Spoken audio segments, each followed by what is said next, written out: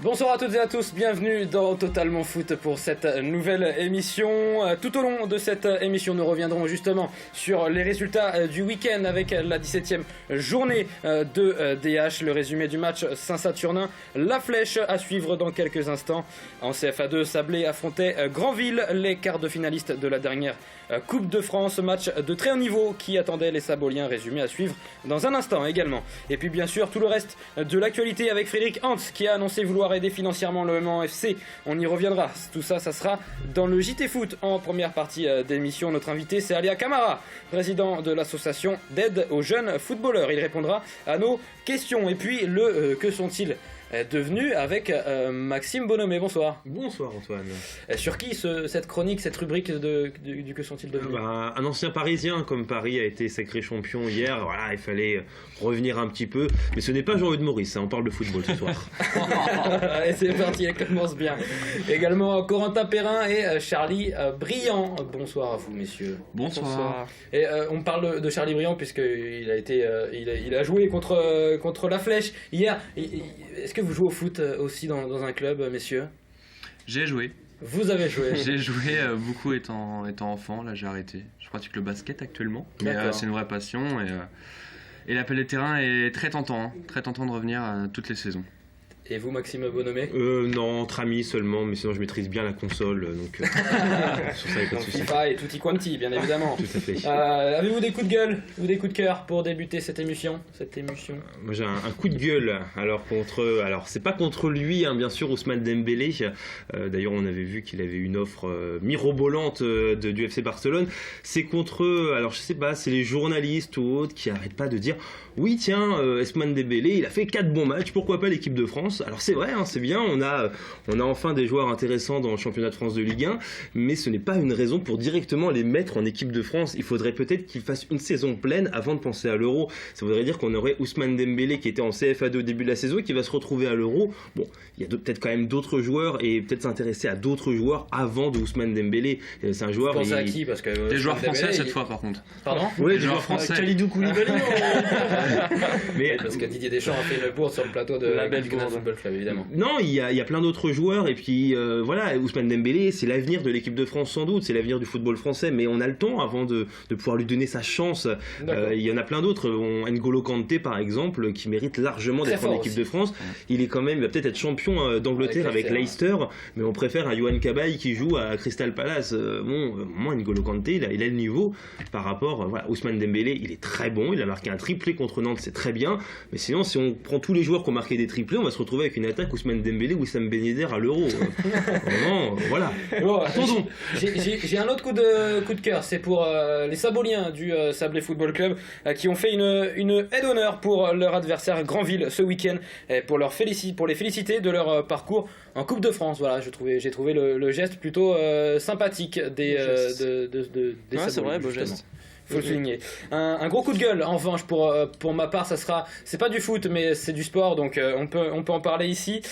Coup de gueule contre les automobilistes et motards. Partagez la route avec les cyclistes, messieurs, je vous en supplie. Acceptez que les cyclistes roulent à deux de front. Réduisez votre vitesse, ne les frôlez surtout pas, même si vous êtes en colère de ralentir ou quoi que ce soit. La semaine dernière, je dédiais l'émission à un coureur que j'ai côtoyé durant ma carrière et qui est décédé écrasé par un camion malheureusement. 2 jours après, un cycliste sartois se faisait percuter à Saint-Saturnin justement. Il me semble qu'il est toujours entre la vie et la mort si je ne dis pas de bêtises. Et aujourd'hui on a appris qu'un enfant de 7 ans qui faisait du vélo est décédé en faisant du cyclisme justement avec son papa, percuté par une moto à près de 200 km/h. Voilà, il faut prendre conscience qu'on n'est rien sur un vélo et que ces accidents enlèvent souvent des adolescents ou des enfants. Donc s'il vous plaît, partageons la route. Voilà, c'était le message que je voulais faire passer. On va commencer tout de suite la première mi-temps.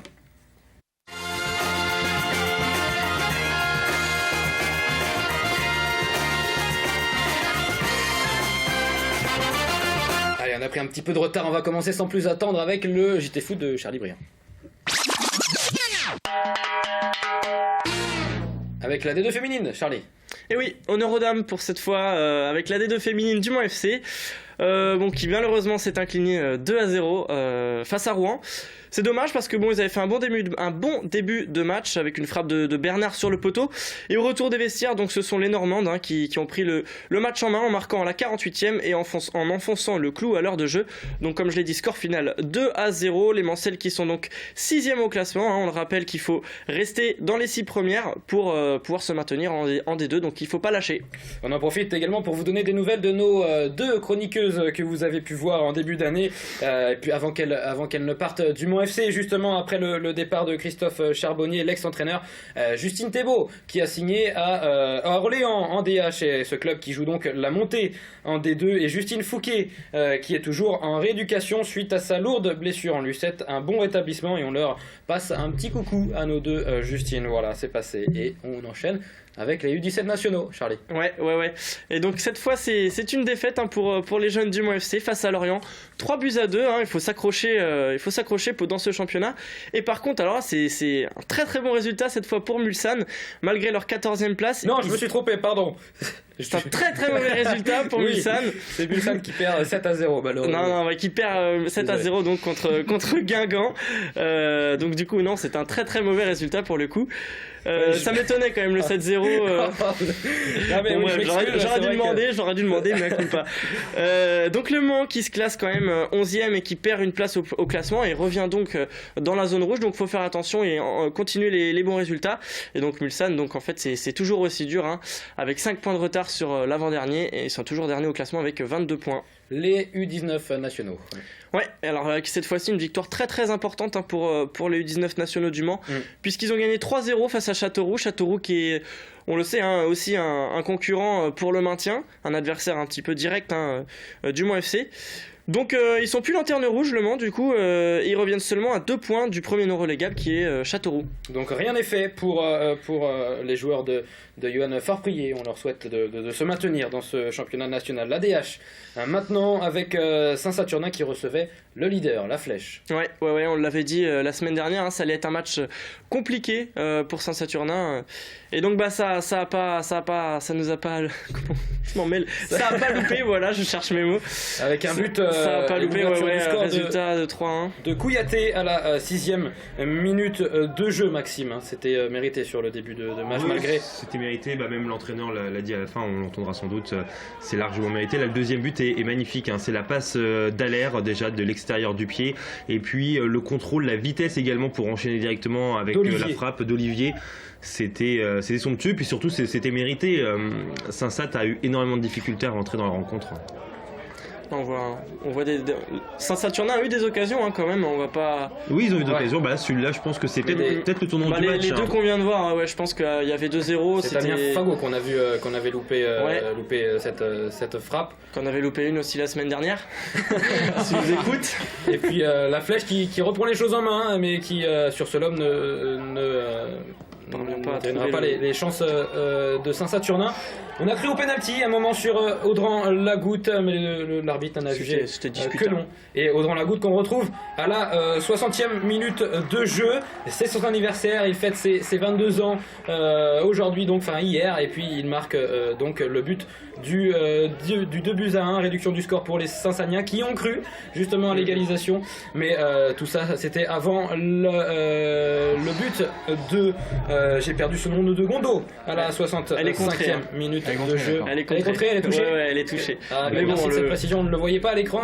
Parce que là, elle est très très belle quand même à l'écran. D'ailleurs, il y a aussi la passe du capitaine de la Flèche juste avant aussi. Surtout l'entame de jeu, 20 minutes de qualité où on a su être dominateur, percutant, et puis se créer des occasions, quoi. Et puis être efficace, parce que le football c'est de l'efficacité. Efficace très rapidement. Et puis dans le dernier quart d'heure, la première mi-temps, où ça allait d'un but sur l'autre, parce que l'adversaire avait repris du poil de la bête, c'est créé des situations. On a eu quand même des balles de 3-0 pour un lob, un ou deux coups de pied arrêtés, on n'a pas été très efficace.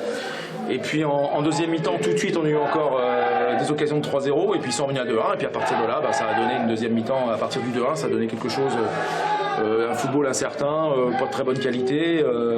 Est-ce qu'on avance, est-ce qu'on recule, on fatigue, les deux équipes fatiguent, et puis cet adversaire a battu Connerré à la maison, a battu le Mans FC.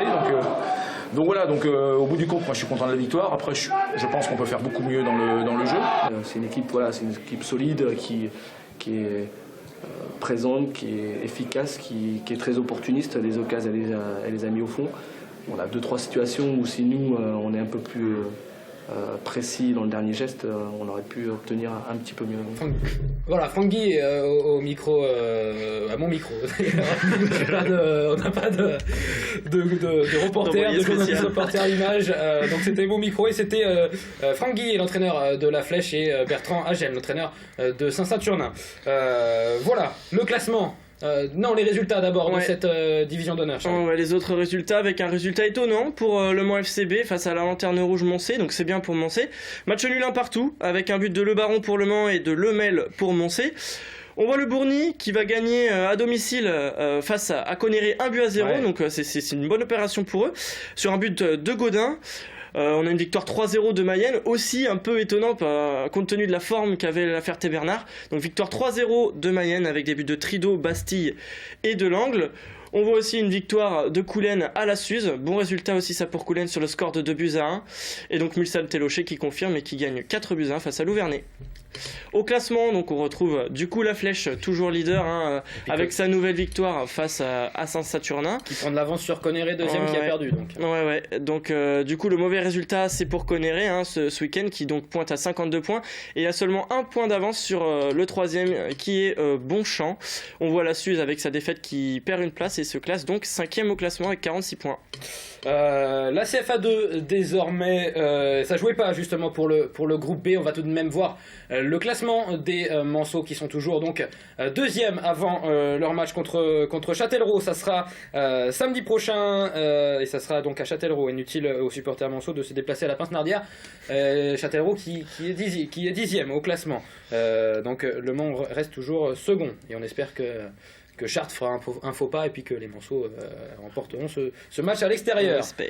Le groupe A avec nos Saboliens, Sablé FC, je le disais, qui jouait son match en retard contre Granville, Maxime. Oui, exactement, match important parce que Granville, c'était une équipe qui est en forme, bien évidemment. On rappelle qu'ils ont quand même joué un quart de finale de la Coupe de France face à Marseille. Le premier but intervient assez rapidement, malheureusement on va dire. De toute façon, Sablé a l'habitude d'encaisser assez régulièrement les premiers buts. C'était le cas déjà il y a 2 semaines face à Saint-Brieuc. Là c'est l'ouverture du score de Perron. On va voir que Granville va pousser. C'est vrai qu'ils ont plus de moyens dans tous les sens du terme, on va dire ça, par rapport à Sablé. Cette passe de Quentin Rouget, l'ouverture sur Joris Remil. En pivot comme ça, c'est super joli. Qui va piquer son ballon et transformer ce but et l'égalisation donc pour les Saboliens. Ouais, exactement. D'ailleurs, on peut voir quand même que le gardien fait une sortie un petit peu hasardeuse aussi dans l'histoire. Mais en tout cas, voilà, là on est à un partout. Seul problème, c'est un peu le péché mignon aussi malheureusement de Sablé, c'est qu'il y a toujours l'envie d'aller chercher un peu plus haut, d'aller chercher un meilleur résultat.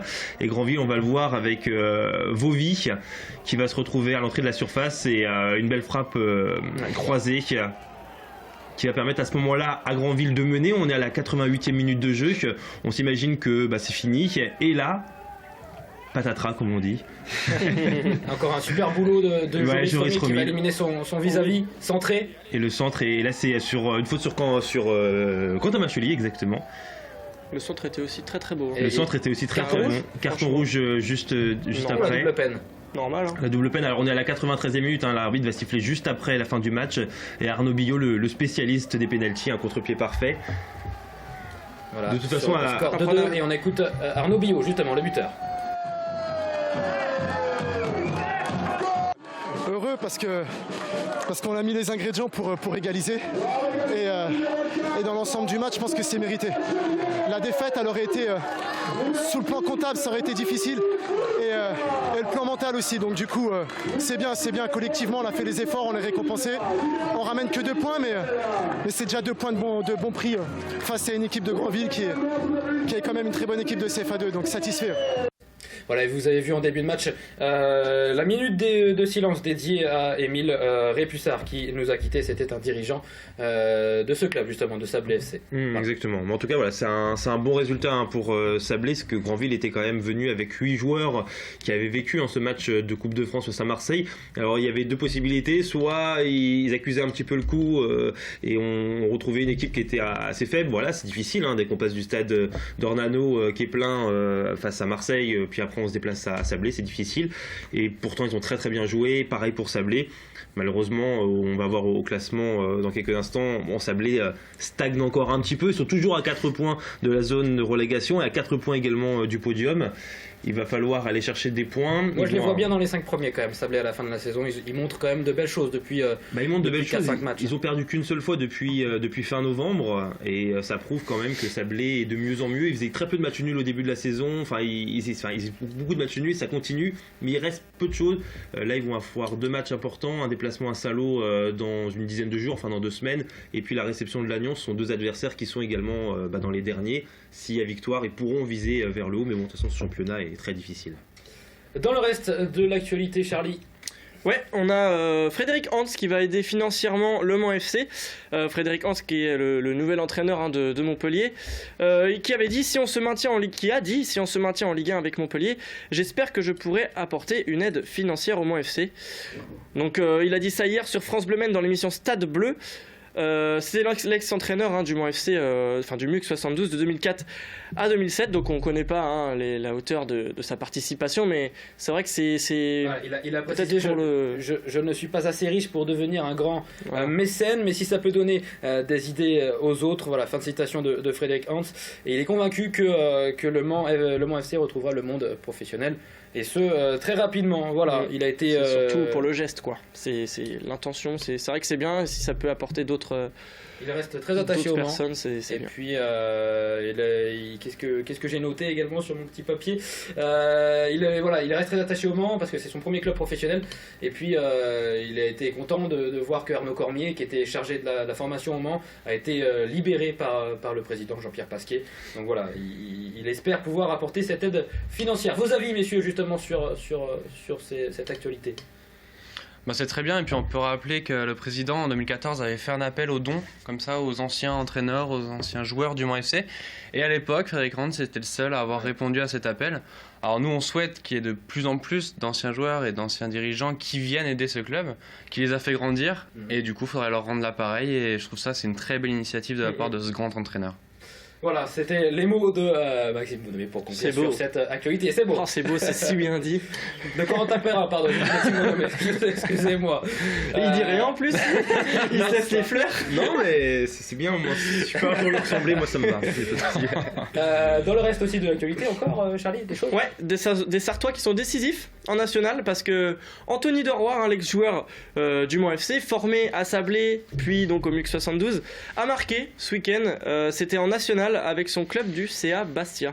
Et oui, deux buts sur penalty donc, et Denis Bonga, ex-Sartois, c'est toujours Sartois, il était à Mulsanne, il va marquer un doublé contre Colmar avec le RC Strasbourg, son club donc, qui jouait ce derby, doublé pour l'ex-Mulsanais donc avec cette barre transversale. Et regardez ce but, il fait tout le travail, il frappe. Et ça va dans le but, et c'est son coéquipier qui va la pousser au fond, quasi triplé, et qui est vraiment très content de cette réalisation. Est-ce que ça se fait ça dans une équipe alors que la balle va au fond? Personnellement, moi je la laisse. C'est jamais très apprécié. On se souvient de Cristiano Ronaldo qui avait fait un travail mais fabuleux, qui avait presque dribblé toute la défense avant de lober le gardien, avant que Nani débarque. Nani. Ah, c'est Nani. Oui, parce qu'il est portugais, Ronaldo. Au fait, Jordi Alba il est espagnol. Oui, pardon. Donc Nani qui arrive, qui la pousse et qui était hors jeu. Donc il n'y a pas but. Et finalement, Ronaldo était très énervé. Je trouve ça un peu moyen, moi aussi. C'est pour ça que Denis Bonga n'a pas été le félicité de Par son contre, but. super but, le premier but. On l'a pas dit, mais très joli but. Denis Bonga, qui est très en forme avec le RC Strasbourg. Donc, à noter que Morgan Sanson, ex-Manso également, a retrouvé le groupe Montpellier ce week-end en Ligue 1 après sa blessure au genou. Voilà, c'est un ex-joueur du Mans FC formé au Mans. Ouais, et j'en profite aussi pour passer une conférence gesticulée, voilà, ça s'appelle Une autre histoire du sport ou Pourquoi je ne serai jamais Roland Courbis. Donc ce sera le mardi 22 mars 2016 de 20h à 22h et ça se passe au Barouf en centre-ville du Mans. Voilà, donc... C'est une petite conférence. Ouais, c'est ça, c'est une conférence Rappelez la date gesticulée. Le 22 mars, et ce sera de 20h à 22h au Barouf en centre-ville du Mans. Donc voilà, j'invite un maximum de personnes à y aller. Moi j'y serai. Si vous me payez un petit coup. Et ben voilà, parfait. On rappelle que on verra. L'abus d'alcool est dangereux pour la santé, bien sûr. Et puis Maxime, voilà. un départ de Sablé. Oui, exactement. Lamine Fall qui a quitté le club, c'était le milieu, on le voit justement à l'écran, milieu défensif du club qui est arrivé cet été d'Espagne. Et il est retourné en Espagne. Malheureusement, à la fois pour Sablé, puis pour lui également, il se plaisait pas mal en Sarthe. Malheureusement, ça n'a pas pu durer, voilà, pour diverses raisons personnelles. Cela ne nous regarde pas, hein, même si c'est problème. On plaisante, c'était une petite dédicace pour le sketch des inconnus, exactement.